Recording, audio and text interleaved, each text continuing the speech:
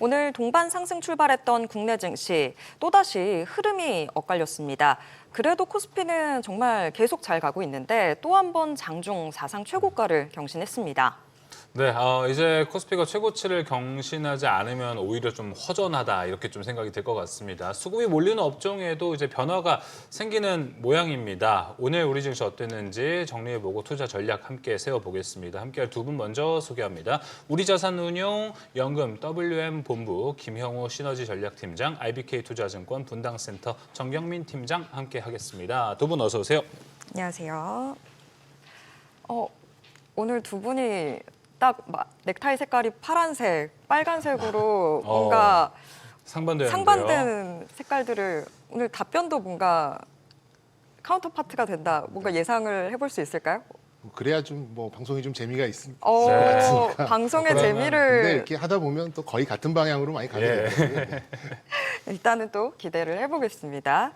오늘 시장 상황부터 좀 먼저 짚어볼까요? 오늘 좀 반도체 투톱은 쉬는 상황에서 네. 현대차가 달려나가는 모습들을 보여줬는데 자 그러면 좀 궁금해지는 게 지금 시장의 성격입니다. 순환매가 도는 건지 아니면 새로운 주도 섹터의 탄생으로 봐야 되는 건지 일단은 김 팀장님께 먼저 좀 여쭤볼까요? 오늘 시장 어떻게 보셨어요? 네, 아까 이제 넥타이 색깔 말씀 주신 부분이 있는데 네. 저희 파랑색이 사실 한국은 좀 하락하는 것 같고 네. 미국은 좀 사실 파랑색이 거꾸로 좀 상승을 의미하는 부분이긴 한데 올해는 공이 다 좋은 시장이라고 저는 생각을 하고 있고 국내는 또 상반기에 특히 좋았으면 하는 생각이 많이 있습니다. 그래서 예. 지금 시장의 성격을 말씀 주셨는데 저는 아까 처음에 말씀 주셨던 순환매 성격이지 않을까라고 생각을 좀 하고 있고요. 지수가 좀 패시브하게 많이 올라가는 시점에서는 당연히 뭐 삼성전자를 비롯 하이닉스 같은 시총 상위 종목 위주로 가는 시장이 오다가 요새 번갈아 가면서 한 번씩 맞습니다. 이렇게 오는 장인데 오늘도 보시면 삼성전자는 살짝 쉬어가는 흐름을 좀 보실 수가 있고요. 그렇다고 뭐 많이 빠진다라고 보는 건 아닌 것 같고 상대적으로 또 다른 종목들이 좀 강한 시세를 보여주는 걸 보면은 뭐 전형적인 순환매적인 부분이지 않을까. 그래서 뭐 아까 언급 요약해 주신 거에도 보면 현대차 그룹이라든가 이런 분들이 상당히 좋았던 걸 볼 수가 그렇죠. 있었죠. 네. 그러면 순환매 장세라고 하면 지금은 섹터 비중을 어느 쪽을 늘리는 게 맞는 상황인 거예요? 그러니까 저는 약간 자산운용사에서 재직을 하다 보니까 이게 딱 이렇게 타이밍을 맞춰서 정확하게 보기는 쉽지 않다라는 좀 솔직한 말씀을 먼저 드리고요. 네. 아마 투자자분들이 요새는 ETF처럼 좀 분산된 포트폴리오로 접근을 많이 하시다 보니까 예를 들어 반도체의 경우에도 이렇게 시가총액 상위 종목을 차지하는 삼전이나 하이닉스 같은 반도체 빅2를 포함해서 이 개별 종목들 향후에 이제 증설 등등해서 좀 투자가 이루어질 수 있는 소부장 기업까지 같이 투자할 수 있는 그 하나의 상품으로 좀 분산하는 전략이 좀 좋다라는 말씀을 드리고 싶습니다. 분산 전략. 네. 네. 자, 그러면 정 팀장님께서는 오늘 시장 좀 어떻게 보셨을까요? 순환매도 순환매고 환율 측면에서도 보면 환율은 계속 부담스러운 상황이긴 한데도 코스피 지수는 달려나가다 보니까 지금 시장 자체를 어떤 식으로 평가를 해야 되는지. 네, 뭐 지금은 딱 떠오르는 키워드는 뭐 저는 유동성의 힘 이렇게 좀 볼 수 있어요. 보통 같으면은 어떤 한 섹터 특히나 이제 오늘처럼 뭐 삼성전자, SK 하이닉스가 하락을 하면 다른 섹터의 뭐 일부분이 올라가고 이런 부분, 그렇죠. 예, 그렇게 좀 가는 힘이 있었는데 요즘에는 이제 수십조짜리 시가총액을 보이고 있는 대형주들이 뭐 한 2, 3천억짜리 이제 뭐 소위 말하는 중소형주 예. 움직이듯이 이게 굉장히 좀 가볍게 움직인다는 느낌을 좀 받았고요. 앞서 이제 김 팀장님께서도 ETF 말씀을 해주셨는데 요즘에는 ETF 편입 종목 보면서 종목 선정을 하듯이 ETF에 들어간 종목들의 움직임이 굉장히 좀 가볍게 그렇죠. 움직이는 그런 특징도 좀 있는 것 같아요. 그래서 굳이 중소형주를 하지 않더라도 대형주에서 충분한 상승력과 변동성이 좀 나오고 있는 이제 그런 수급장, 뭐 소위 말하는 유동성의 힘을 느낄 수 있는 그런 상황이었고요. 그리고 이제 볼 수 있는 게 그래도 반도체 빅2가 조금은 양보를 해야 다른 섹터들이 그나마 좀 가볍게 움직일 수 있는 네. 그런 형태는 마찬가지인 것 같습니다. 그리고 반도체를 놓쳤던 분들에 대한 학습 효과가 큰 것 같아요.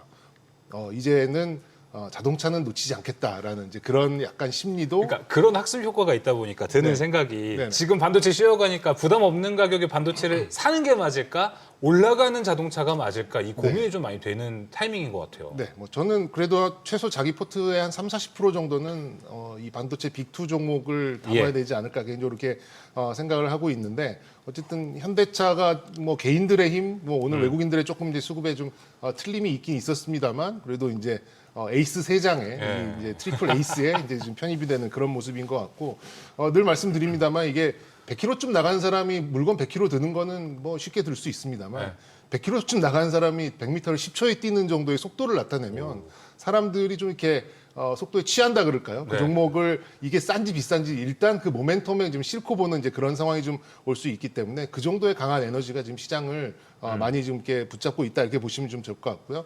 그래서 저는 본격적인 실적 시즌 전까지는 약간의 어떤 재료의 소강 상태, 재료의 공백기가 있는 것 같아요.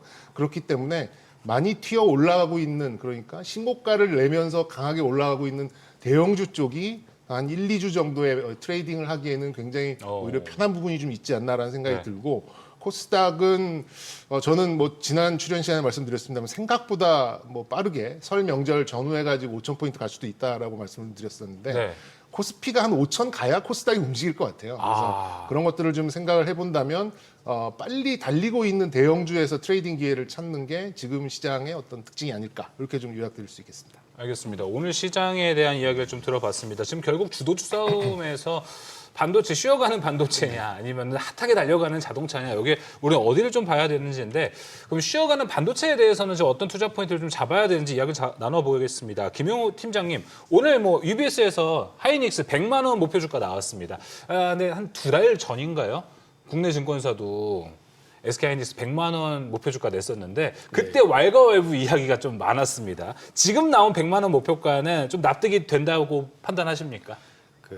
모르겠습니다. 판단하기에 따라서는 보수적이라고 오히려 생각할 네. 정도로 모멘텀은 좀 좋다라고 판단을 하고 있고 그의 증거로는 이제 외사들의 콜 이후로 아까 패시브한 자금 성격도 많이 말씀드렸는데 미장에서 국내 한국 EWI와 같은 ETF를 많이 또 사고 수급이 유입이 된다는 점도 상당히 긍정적이라고 판단이 돼서 꼭 이제 하이닉스만 놓고 보더라도 어떤 증액 이익 구간으로 해서 일단 PER 자체가 굉장히 낮은 레벨이라는 부분은 뭐 글로벌 피어 대비 명백한 부분은 사실이기 때문에 사실 상반기 중에 실적 발표가 나는 그 구간 끝날 때까지는 대형주 장세 그리고 방금 또 정 팀장님 말씀 주셨지만 5천을 좀 조기에 돌파할 수 있는 그 모멘텀이 만들어지는 그런 그림으로서 하이닉스 굉장히 좋은 국면이라고 판단하고 있습니다. 근데 요 UBS 이야기 나온 김에 좀 궁금한 게 하이닉스에 대해서 그 디램 마진율 82% 이야기도 했잖아요. 여기에서 좀 역풍이 없을까라는 저는 생각도 들었었거든요. 그러니까 이게 정말 부르는 게 이제 값이다라는 얘기도 되긴 하지만 만약에 이렇게 되면 역설적으로 이제 사용하는 쪽에서 좀 가격 협상력을 찾으려고 그러면 탈하이닉스로 가야겠다라고 생각할 수도 있으니까 그런 어떤 촉매제가 될 가능성은 없을까요? 당연히 그렇게 이제 생각할 여지가 있다 판단이 되고 있고 그런 면에서는 뭐 HBM에서도 좀 나타나는 이슈이기도 하지만 이제 근데 다만 이제 긍정적이라고 볼 수 있는 건 현재 시장의 전체 파이 자체가 커지는 그 Q가 증가하는 부분에 있어서의 속도가 훨씬 더 가파르다 판단할 수 있기 때문에 이제 당분 그런 수요는 분명히 있겠지만 네. 영향을 크게 주지는 못할 것 같다. 그때 뭐 예를 들어 뭐 구간 조정이 좀 있을 수 있다 하더라도 결국은 이제 반도체 빅2로 투자를 하게 되면 좀 편안하게 접근할 수 있지 않을까라는 생각을 해봅니다. 알겠습니다. 정경민 팀장님 오늘 이제 반도체 빅2, 탑2를 좀 보면은 주가 흐름에서 이게 지금 공통적으로 가는 건 5일선을 좀 지탱하면서 가고는 있습니다. 뭐 크게 빠지진 않는데 지금 뭐 삼성전자나 SK하이닉스 기다리시는 분들은 뭐 확실히 한 12만 전자가 내려오면 사야지, 뭐 하이닉스 60만 원대로 내려오면 사야지라고 고민을 하시는 분들도 있을 것 같습니다.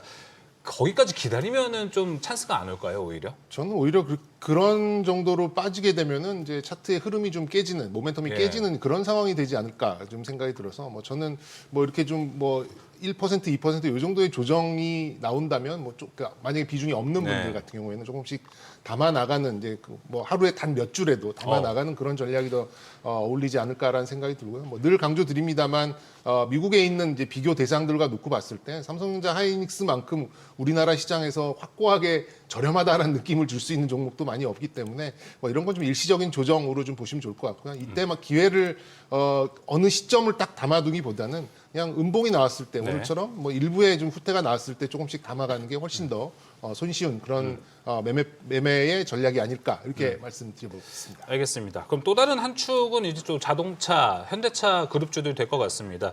팀장님 보셨을 때 현대 오토에버가 사실 이 그룹주 안에서는 가장 좀 탄력적으로 쫙쫙 움직이잖아요. 네. 근데 오늘 뭐 현대차가 잘 움직이긴 했는데 현대 오토에버가 평소랑 다르게 윗꼬리를 좀 길게 달더라고요. 항상 종가가 탄력 있는 상태로 마감이 되는데 오늘은 좀 윗꼬리가 달렸습니다. 이게 좀 해석할 여지가 있다고 보십니까?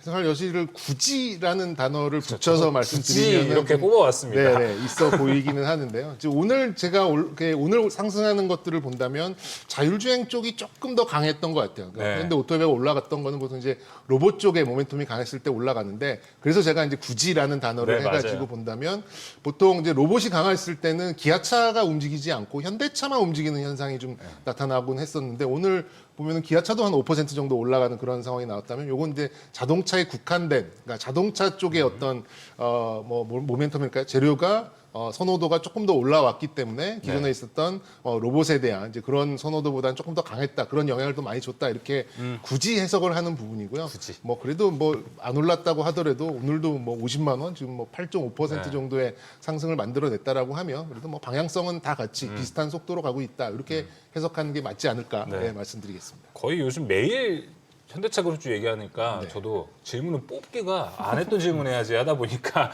이렇게 좀 질문이 나온 것 같습니다. 김영우 팀장님 보셨을 때 우리가 작년에는 핫했던 한 기업 그룹을 본다면 한화가 진짜 핫했잖아요. 그렇죠. 올해 스타트 어떻습니까? 현대 분위기 좀 좋지 않나요? 현대는 사실 너무 좋고 예. 저는 사실 작년에도 현대를 굉장히 좋아해서 오. 아까도 ETF 말씀드렸지만 강력하게 담아놨었거든요. 네. 사실 그런 상품 몇 개 없기도 하고 그래서 현대만 모여 있는 ETF가 있어요? 네, 현대 그룹주라고 와. 들어가 있는 그 ETF가 있어요. 근데 이게 아까 현대 뭐 꼭 자율주행이나 로봇 외에도 사실 뭐 베트남 같은 신흥국의 발주라든가 이런 걸 보면 이게 뉴스가 긍정적인 것들이 상당히 많이 있습니다, 사실은. 그래서 좀 투자하기 좋다 판단하고 있습니다. 네. 자, 그러면 2차 전지 테마도 좀 짚어볼까요? 2차 전지 오늘은 좀 제대로 반등을 한 건지 반등의 성격도 궁금한 상황이고요. 오늘 뭐 오전 내내 방송들 살펴보면 하나증권 리포트가 굉장히 많이 나왔던 것 같습니다. 바닥권 매수의 적기다 뭐 이런 리포트들 나오다 보니까 지금 옆에서 네. 저를 웃겨버리시면 아, 어떡해요? 예, 죄송합니다.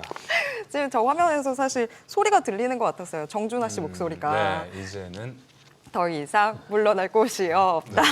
그걸 액션까지 하시니까 지금 좀 터져가지고. 예. 자, 아무튼 요 지금 2차 전지 정말 오늘은 제대로 반등을 한 건지 좀 살펴보도록 하겠습니다. 일단 정 팀장님, 오늘 2차 전지주들 그냥 여태까지 많이 빠졌던 것에 대한 기술적 반등이라고 보시는지 어떻게 보세요? 일단 오늘 그동안 이제 우리 2차 전지는 이제 수주 취소 뭐 이런 좀 악재를 정말 정통으로 좀 맞다 보니까 뭐 밸류에이션이 딱 깨져버리는 그런 상태잖아요. 그런 와중에 그래도 이제 그 하향 평준화된 이제 그런 좀 지지선을 어느 정도 좀 가져가고 있다가 미국에서는 이제 리튬 관련된 앨범알 같은 그런 종목들은 신고가를 계속해서 가고 있던 그런 상황이었고요. 오늘 이제 포스코 홀딩스 쪽에서 또 이제 2차 전지에 대한 이제 얘기가 좀 나오면서 좀 힘을 내는 그런 부분이 있는데 저는 이제 이 시대, 이 시점에 최고의 주식 리딩을 해주는 사람은 일론 머스크라는 생각이 들어요. 그러니까 작년 하반기에는 이 얘기를 했죠. 뭐 1억대의 휴머노이드, 10억대의 AI 칩, 1테라와트의 전기. 뭐 정확하게 이제 관련된 종목들이 일제히 이제 다 올라가는 그런 상황이고, 근데 올 연초부터 이 얘기했죠. 이 전기 전력 얘기를 하면서 원전 얘기했고, 그 다음에 이제 병목 현상 얘기하면서 이제 또 전력 기기 얘기를 했고, 그 다음에 이제 냉각 얘기 이렇게 이제 세 개를 좀 얘기를 했었는데 이런 것들의 중심에서 어떤 이 뭐랄까 이게 약간 완화시킬 수 있는 그런 역할을 해줄 수 있는 게 이제 역시 ESS 분야고요. 그렇게 본다면 이제 중국의 공급망에 대해서 여러 가지 좀 미국에서는 좀 꺼리는 이제 그런 부분도 있고, 그럼 이제 우리나라 ESS 관련된 그런 종목들이 조금 더 좀 면밀하게 좀 공격적으로 좀 영업을 할 수 있는 그런 환경이 좀 되다 보니까 오늘 뭐 다른 종목들도 있겠습니다만 삼성 SDI가 훨씬 더 좀 높게 올라간 부분, 그리고 2차 전지 소재 관련된 종목들이 조금 더 강한 상승을 보였던 게 이제 이런 요인이 아니었나 개인적으로 이렇게 좀 생각을 하고요.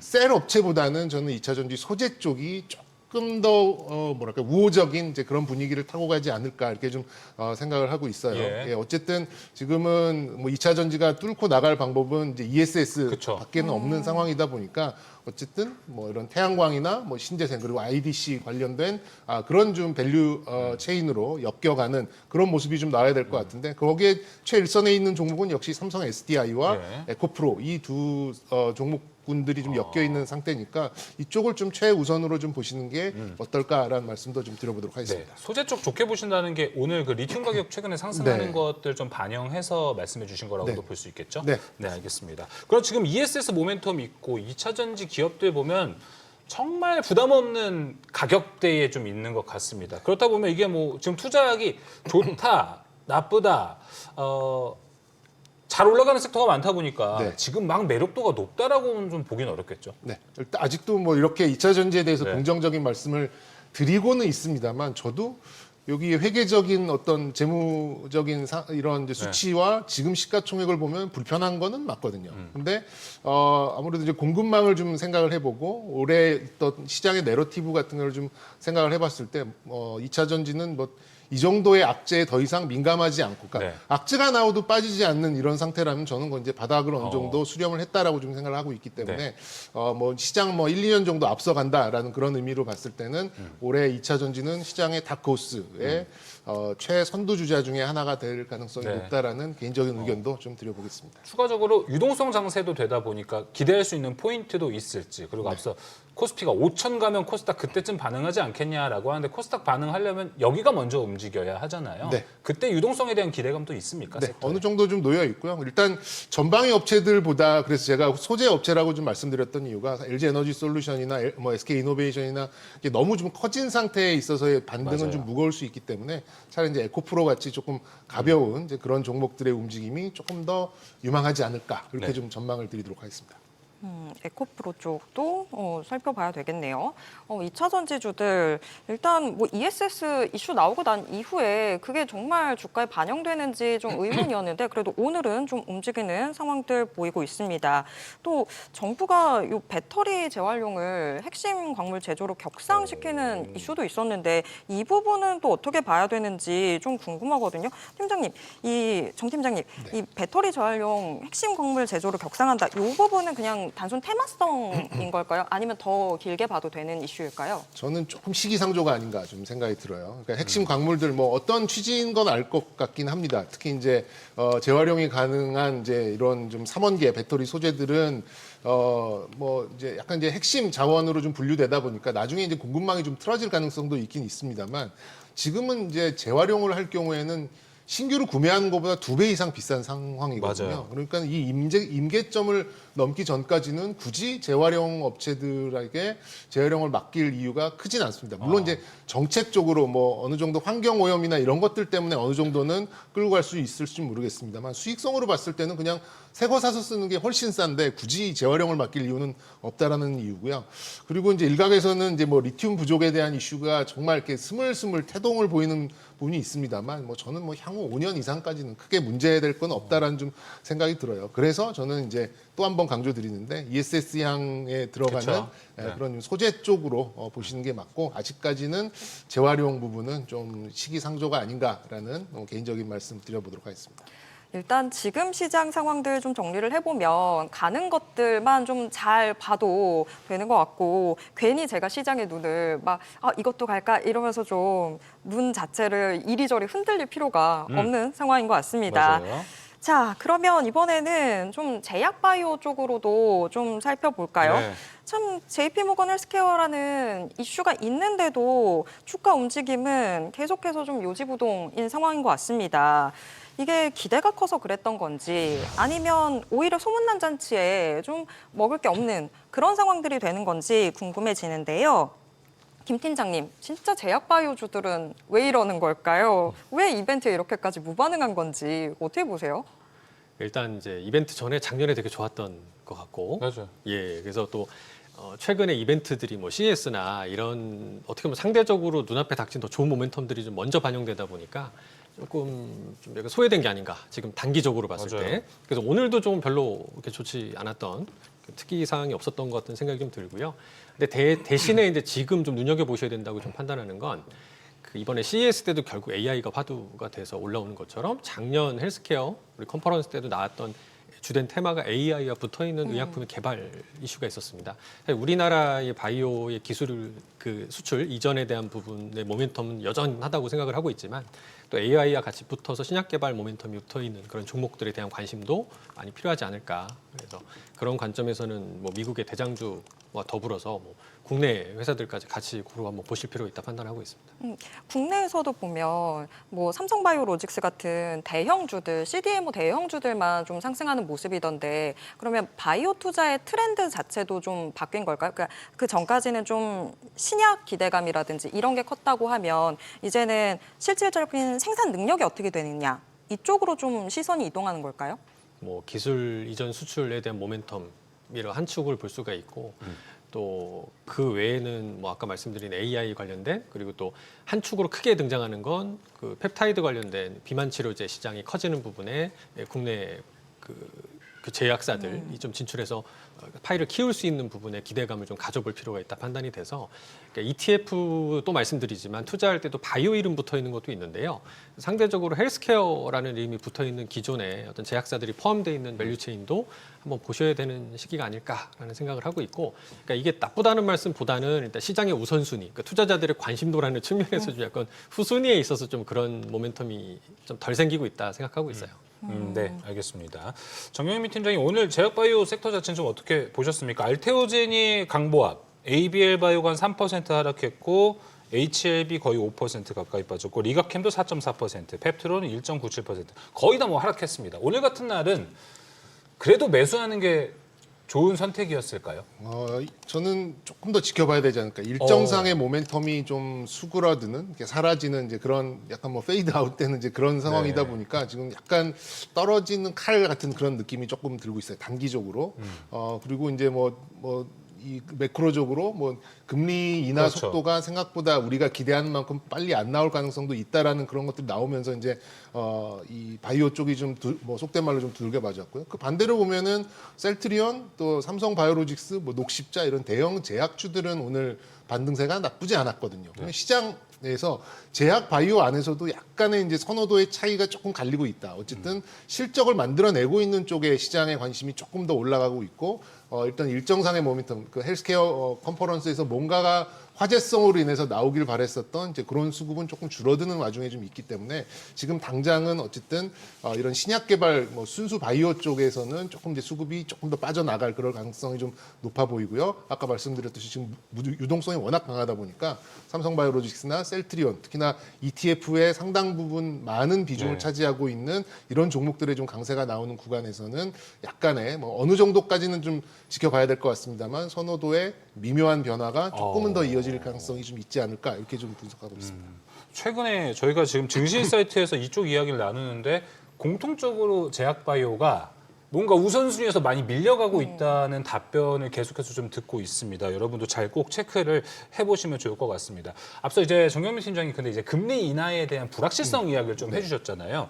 근데 지금 제약바이오가 물론 성장주라 금리의 영향을 받기는 하는데 지금 금리 인하에 대한 기대감이 멀어진 게 악재가 될까요? 왜냐하면 최근에 금리 뭐 신경 안 쓰고 쭉 주가 잘 올라갔었잖아요. 금리의 어떤 영향력은 이제 우리가 이제 좀 주입식으로 주식을 배워서 좀 그런데 금리 인하가 되면 성장주가 올라야 된다. 그렇죠. 그런 법칙은 뭐 존재하지는 않거든요. 그냥 많은 자금을 수혈해야 되는 임상 실험이나 또 연구를 위해서 많은 자금을 수혈해야 되고 그다음에 한 5년, 10년 후에 이제 밸류가 폭발하는 바이오의 경우에는 뭐 시중 금리가 낮으면 할인율이 줄어드니까 현재 가치가 좀 올라올 수 있어서 좀 유망하다라는 걸 이제 금리 인하 시에 이제 바이오가 유망하다 우리가 이렇게 좀 넘겨짚은 부분이 있는데 일단 뭐 오히려 엔비디아와 일라이 릴리만 부각이 됐고 그리고 의료 AI만 조금 부각이 됐고 우리가 기대했었던 신약 개발 업체들의 임상 실험 데이터나 그리고 뭐 병행이나 또 여기에 또 뭐 좀 나간다면 기술 수출 라이센스 아웃 같은 그런 것들이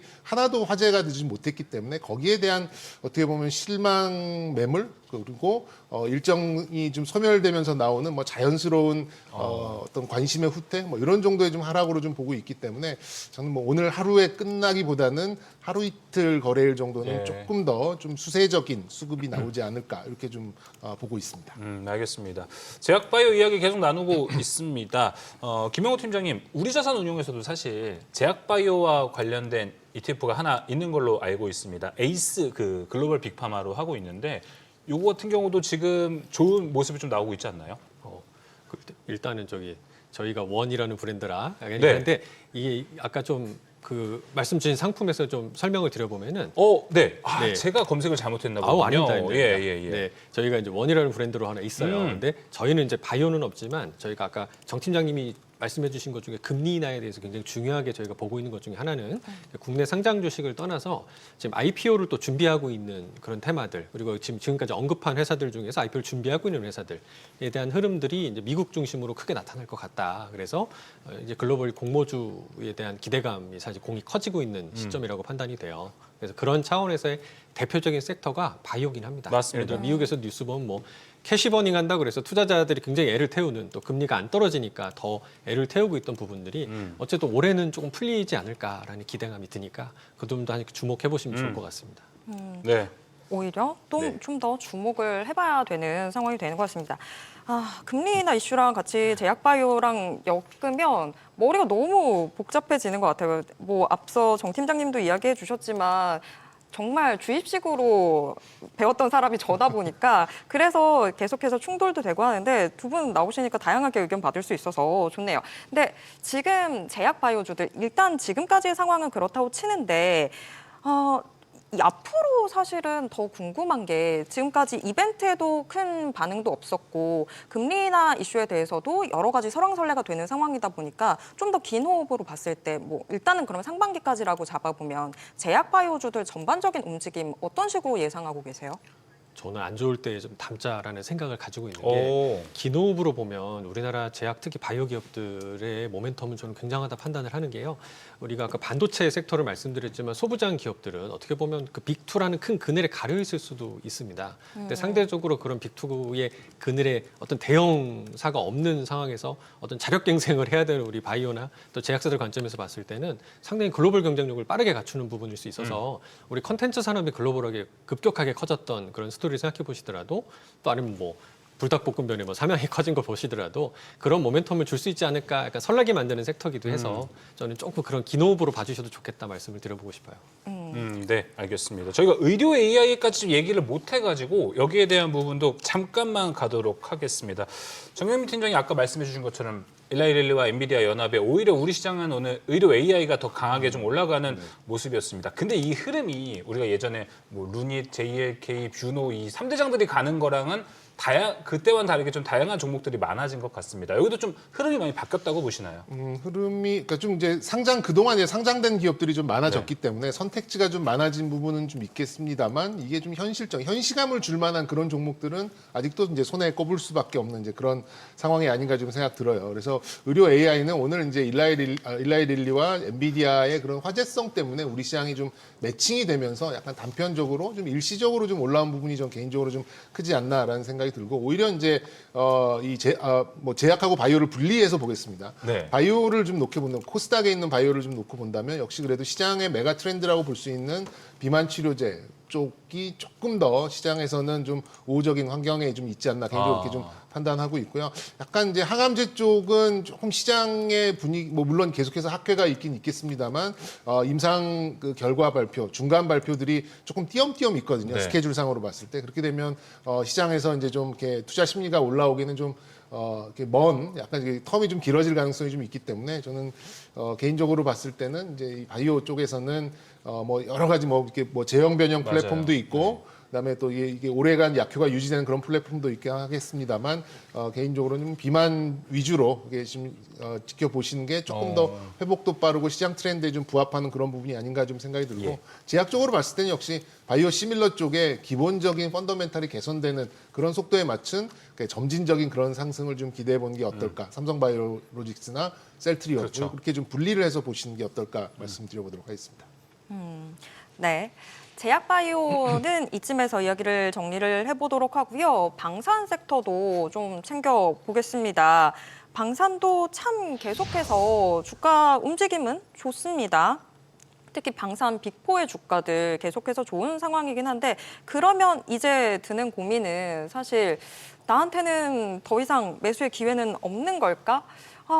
나는 어떡하지? 이런 생각들이 좀 들어서 이 방산 섹터는 어떻게 보시는지 정 팀장님 방산 기회가 올까요? 너무 계속 달려가기만 하는 것 같아서요. 네, 방산도 이제 조금 이게 그 차별이 좀 되는 그런 점이 있고 제가 첫 출연 때 말씀드렸는데 올해는 좀 공중에, 그러니까 육상보다는 공중이나 해상에 있는 데가 조금 더 유망할 수 있겠다 이렇게 좀 전망을 좀 드렸었는데 요 의견은 계속해서 뭐 유지하도록 하겠고요. 개인적으로는 뭐 한국항공우주, LIG 넥스원에 대해서는 기회가 좀 더 있지 않을까 이렇게 생각합니다. 물론 이제 여기서 조금만 바꾸면은 이제 우주항공하고 이게 뭐 맞아요. 확장이 좀 되다 보니까 뭐 그렇다고 해서 우리도 뭐 스페이스X처럼 멀티플 무한대 해가지고 이 종목들이 얼마 갑니다 이렇게 말씀드리긴 좀 어렵겠습니다만 지금 이제 현실적으로 육상 무기에 대해서는 이제 많이 이제 현지 생산으로도 넘어가고 우리도 이제 신무기의 또 어떤 그 무기 체계에 대해서 뭐 이런 좀 이렇게 점이 지역에 좀 있다 보니까 지금은 어떤 이제 플랫폼을 좀 넘어서서 소모품 쪽이 좀 네. 올라올 가능성이 좀 소모품. 있고 그리고 이제 기대하고 기다렸던 이제 우리의 그 전투기 체계들 뭐 KF-21이나 FA-50들의 이제 수출 이게 뭐 한 대 팔면은 뭐 다른 육상 무기 한 10대 이상 파는 거랑 뭐 비슷한 가격이 되잖아요. 네. 뭐 그렇게 본다면 아무래도 이제 제3세계 지역에서도 이제 이 실전보다 뛰어난 그런 광고 효과는 없는데 물론 이제 마음은 아픕니다만 네. 이제 뭐 태국과 캄보디아 이런 분쟁으로 인해서 이제 광고 효과가 좀 많이 됐죠. 그러면서 이제 우리나라 전투기 체계에 대해서 좀 많이 관심이 좀 올라오는 것 같아요. 그런 것들을 좀 감안해 보면 카이 한국항공우주나 이제 거기에 이제 장착이 될 만한 이제 공대공 무기들을 개발하고 있는 LIG 넥스원이 올해는 다른 어떤 방산주들 비해서는 조금 더 앞서 나가지 않을까 좀 생각하고요. 예. 한화 시스템이 개인적으로는 올해 좀 탑픽이었는데 좀 최근은 너무 좀 튀어서 조금 이제 숨을 죽일 경우에는 좀 접근을 하시면 어떨까 이런 말씀도 좀 덧붙여 보도록 하겠습니다. 네, 지난주에 오셔가지고 LIG 넥스원도 참 좋을 것 같다 이렇게 얘기해 주셨는데 정확히 들어맞아가지고 지금 LIG 넥스원 그때와 비교해서 주가 엄청나게 또 올라간 모습이었습니다. 정경민 팀장님이 이상하게 방산이 오르나요? 화요일마다 이렇게 잘 와주시는 것 같은데 지금 이 소모품 아까 이야기를 해주셨잖아요. 소모품이 어떤 거예요? 근데 이게 일단 포와 미사일이 그 탄 있죠. 같은 네, 것들. 네, 포탄은 장약을 써서 이제 탄을 밀어 올려서 쏘는 거, 뭐 네. K9이나 뭐 우리 여러 가지 이제 지상무기, 뭐 전차포나 예. 이런 것들은 이제 포라고 좀 할 수 있고 보통은 이제 그건 풍산과 한화가 만드는 이제 그런 이제 구리로 만드는 그런 그쵸. 포라고 좀 보시면 될 것 같고 미사일은 이제 자체적으로 연료를 연소시키면서 이제 그 목표물을 향해 좀 나아가는 그런 부분이 있는데 이것도 이제 한화와 LIG 넥스원이 이제 양분하고 있는 상황인데요. 지금 국책 과제를 조금 더 많이 맡은 쪽이 이제 LIG 넥스원 쪽이 조금 더 많은 상황이고 주가도 조금 더 가볍게 움직일 수 있을 여지가 있기 네. 때문에 LIG 넥스원 쪽이 조금 더 주가의 상승 여력이 좀 가볍지 않을까 이렇게 말씀드려보겠습니다. 방산 기업들 이야기 좀 해보고 싶은데 혹시 방산 기업들 요새 다 좋긴 하겠지만 조금 억울하게 덜 올라갔다고 생각하는 기업이 있습니까, 팀장님? 좀 중소형 종목이라고 하기 억울하게 덜 오른 종목은 사실 없는 것 같고요. 네. 네. MNC 솔루션이라는 종목이 있어요. 그게 이제 네. 어떻게 보면 발사 장치의 유압부터 뭐 현수 이런 것들을 다 만드는 이제 그런 기업인데 어떻게 보면 방산의 소부장의 대장 이렇게 좀 분류를 할 수 있는 종목이에요. 일단 작년에 굉장히 큰 폭의 상승을 보였습니다만 굉장히 또 큰 폭의 또 좀 조정을 좀 받았었는데 최근 들어서 지금 올라오는 폭도 나쁘지 않거든요. 그런 것들을 감안하면 저는 방산에 있어서의 소부장의 대장주인 MNC 그쵸. 솔루션도 한번 눈여겨 보시면 어떨까라는 말씀 드리겠습니다. 네, ME 솔루션. 많이 올랐네요, 근데. 생각보다 한 네. 하지만 일단은 한번 고점을 갔다가 다시 한번 네, 올라가는 포인트라는 그 주가 포인트가 있기 때문에 이거 한번 보시면 좋을 것 같고 저희가 뭐 항상 요새 또 대세 섹터 뭐 반도체 지금 살래 아니면 자동차 살래 그 다음 사실 또 이야기하는 게 조방원입니다. 오늘도 조방원 이야기 쭉쭉 어떻게 하다 보니까 나오고 있는 것 같은데 김영우 팀장님도 사실 원전주에 대해서는 좀 코멘트 해주실 게 있으시죠?